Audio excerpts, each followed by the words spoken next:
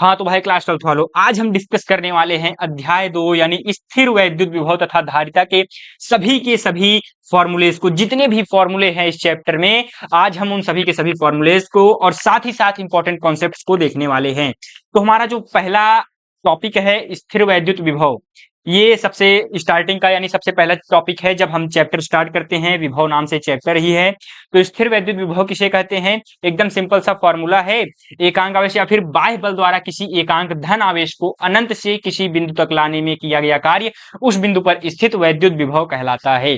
वैद्युत विभव का डेफिनेशन भी मैंने यहाँ पर लिख दिया है। सिंपल सा फॉर्मूला होता है V बराबर W अपॉन Q नॉट। ये एकदम बेसिक फॉर्मूला है, लेकिन न्यूमेरिकल्स में यूज किया जाता है, तो ये आपको याद होना चाहिए और कई स्टूडेंट्स को याद भी होगा। तो चलिए दूसरे फॉर्मूले पर आते हैं। दूसरा हमारा फॉर्मूला है, क्या कहते हैं, बिंदु आवेश के कारण विभव। क्या कहा है? बिंदु आवेश के कारण विभव। बिंदु आवेश के कारण विभव क्या होता है? V बराबर E इंटू डी। हम जानते हैं V बराबर E इंटू डी या फिर R।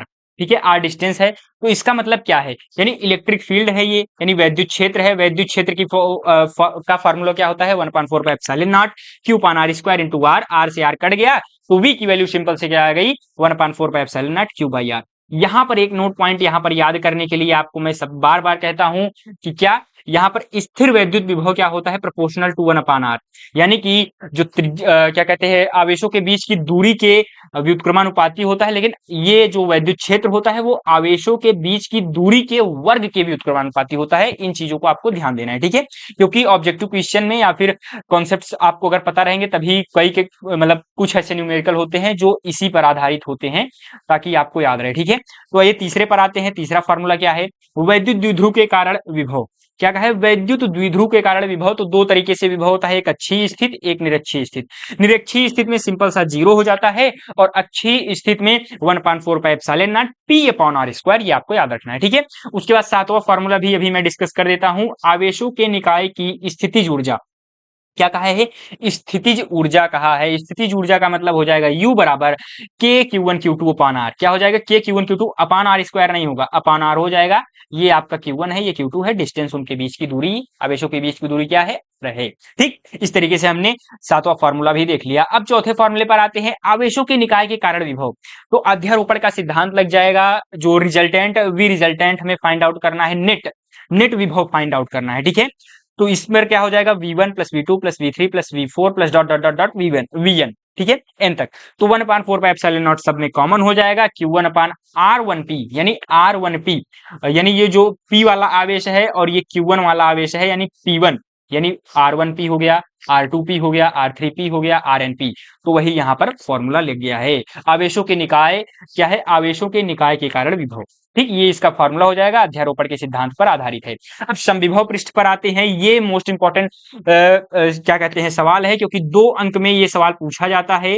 कभी कभी ऑब्जेक्टिव में आएगा, कभी कभी 2 अंक में ये पूछ लिया जाता है। तो फॉर्मूला भी मैंने इसलिए लिख दिया, ठीक है।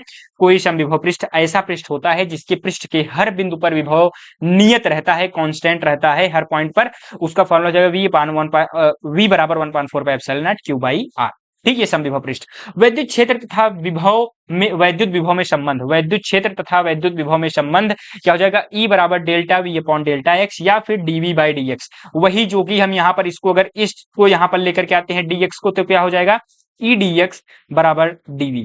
समझ पा रहे हो? V बराबर जब इसको इंटीग्रेट करेंगे तो E इंटू एक्स आ जाएगा, x या फिर इसको मैं R भी कह सकता हूँ, E इंटू R V। वही जो कि मैंने स्टार्टिंग में आपको बताया था, वही चीज है, ठीक है।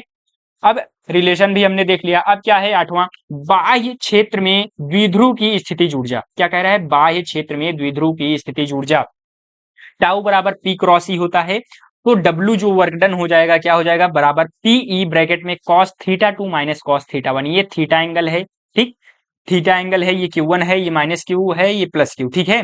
उसके बाद ये द्विध्रुव है एक तरीके से, तो ये क्या हो गया? आपका थीटा हो गया। तो cos θ2 माइनस cos θ1 U बराबर माइनस का P डॉट E हो जाएगा। उसके बाद इंफॉर्मेशन आपको याद रखनी है। पहला इंफॉर्मेशन क्या? चालक के भीतर स्थिर वैद्युत क्षेत्र शून्य होता है। ठीक, चालक के भीतर, कोई चालक है उसके जो भीतर होगा स्थिर वैद्युत क्षेत्र शून्य होता है। आवेशित चालक के पृष्ठ पर, यानी पृष्ठ पर, ये जो पृष्ठ है इसके ऊपर क्या होगा? इसके ऊपर जो पृष्ठ पर विद्युत क्षेत्र है E बराबर सिग्मा अपान एप्सिलॉन नॉट होगा, या ई बराबर 0, सिग्मा बराबर 0 तो वी बराबर वी नॉट हो जाएगा। अगर ई और सिग्मा 0 होंगे तो वी बराबर वी नॉट हो जाएगा। अब आगे बढ़ते हैं, अगले पर आते हैं, संधारित्र तथा धारिता वाले फॉर्मूले पर आते हैं। तो C बराबर क्यू बाई वी, ठीक है, C बराबर क्यू बाई वी होता है, या Q बराबर CV, सीधा सा याद रखो आप, Q बराबर CV। संधारित्र का प्रतीक ये होता है, यानी ऐसे कुछ इस तरीके से संधारित्र का प्रतीक। उसके बाद 10वें पर आते हैं, समांतर पट्टिका संधारित्र, ये जो समांतर है इसको सिग्मा हम कहेंगे, ये इसको सिग्मा, और यहाँ पर ये प्लस का चार्ज है, ये माइनस का चार्ज है, यानी प्लस से माइनस की ओर जा रहा है डायरेक्शन। ये ए एरिया है, पृष्ठ आवेश घनत्व है, ठीक है। कौन सा आवेश घनत्व है? पृष्ठ आवेश घनत्व। तो सिग्मा बराबर क्यू बाई ए हो जाएगा, क्योंकि एरिया है, ठीक है। तो क्यू बाई ए बाह्य क्षेत्र के लिए ई बराबर सिग्मा पान 2 एप्सिलॉन नॉट माइनस सिग्मा पान 2 एप्सिलॉन नॉट, तो इलेक्ट्रिक फील्ड 0 हो जाएगा।